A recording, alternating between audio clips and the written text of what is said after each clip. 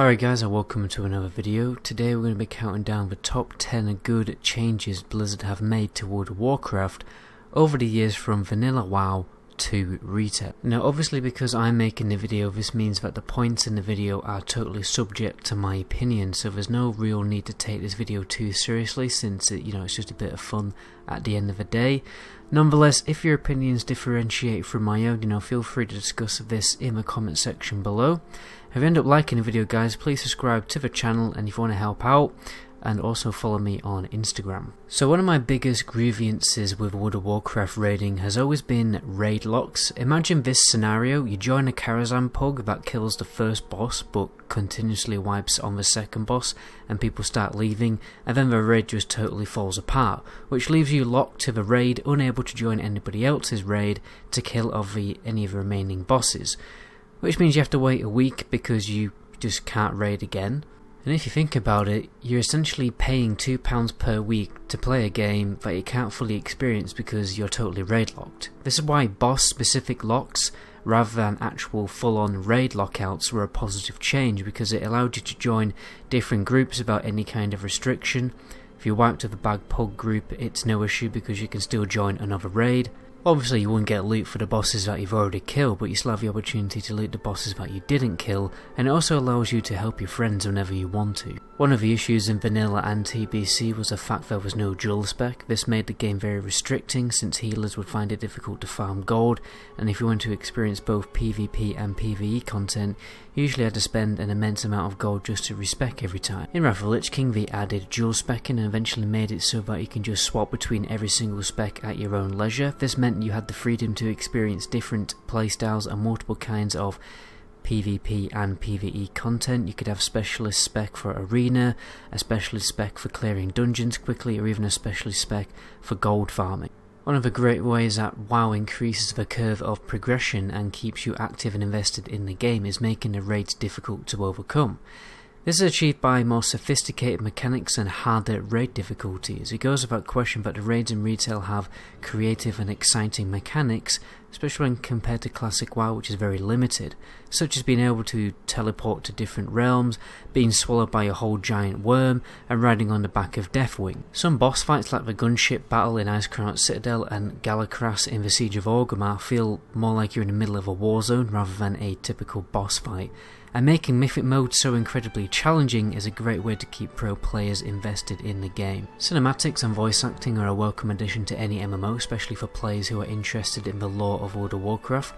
In retail, most quest lines are partnered with a great deal of high quality voice acting, which sparks more life into the leveling experience rather than having to read quest text all the time, which the majority of people totally ignore. Combined with cinematics, this illustrates the story of the expansion more clearly to players, because before Wrath of the Lich King you really didn't know why you wanted the raid bosses dead, or unless you played Warcraft 3 or took the time to read quest text, but even then the purpose of completing raids was very basic when compared to the depth of retail's lore. So I think most people in the community are on the same side when it comes to their own opinions on classic WoW's honour system, because it's kind of terrible. To get Grand Marshal you effectively need to commit the equal time to a full-time job, which is an unrealistic expectation to have of anybody with, a life. It was a painful and tedious grind that rewarded people based on the amount of free time they had rather than their actual skill level. Luckily the system was changed in TBC to be a much simpler system. You grind honour as a resource to spend on gear pieces, and a real test of skill happened in the arena and later rated battlegrounds, which leads me on to my next point: rated PvP. Rated PvP is a big part of World of Warcraft these days. Some people spend countless hours playing WoW without even stepping foot inside of raid, because they're way too busy pushing arena or rated battleground rating. The system appropriately awarded you with better gear based on your skill as a player. There used to be rating requirements to buy certain gear pieces. Later the higher rating meant the more conquest points you could get per week, which meant the more skilled you are, the faster you can gear up.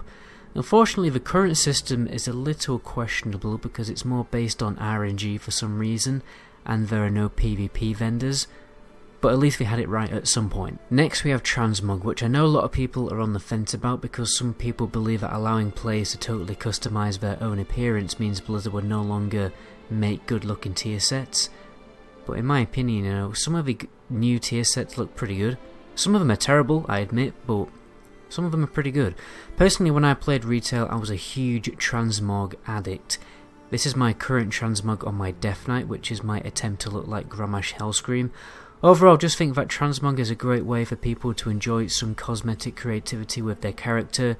You could make the argument that seeing somebody in the middle of Stormwind with full tier 3 Dreadnought gear and Thunder Fury, you know, during vanilla had a big social impact. But if I transmog my character with full elite PvP gear from Mists of Pandaria, it kinda has the same effect. Transmog can be used to show off your previous achievements like Mists of Pandaria challenge mode, but it's also great at helping you not look like a total mug who still gets their mum to buy their own clothes. Warmode was a great change that encouraged world PvP while also giving players the freedom to not get involved in PvP if they just wanted to chill doing some quests or do some gathering. Also, the segregation of PvP and PvE abilities was a great system to effectively balance PvP because they could buff and debuff classes in PvP without affecting their performance in PvE content. Theoretically anyway.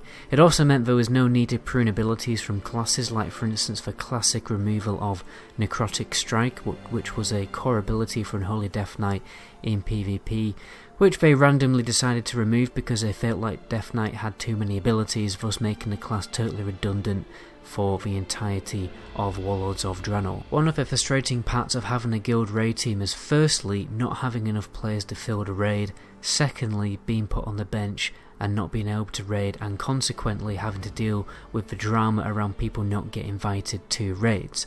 Luckily, in Mists of Pandaria they introduced a flexible raiding system which began as its own unique difficulty but was later changed to become standard for normal and heroic raiding.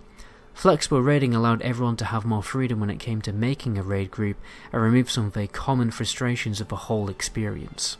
Although in vanilla the travel requirements made the world feel big since you couldn't just instantly teleport to the dungeon with the press of a button on your microbar, eventually having to travel on the same routes over and over again would become a little tedious, which is why I think summoning stones are a good middle ground on this front, because it meant you didn't always have to make the route yourself, and you still didn't randomly join a group of other random players like the Dungeon Finder, which eradicates the social experience of an MMO.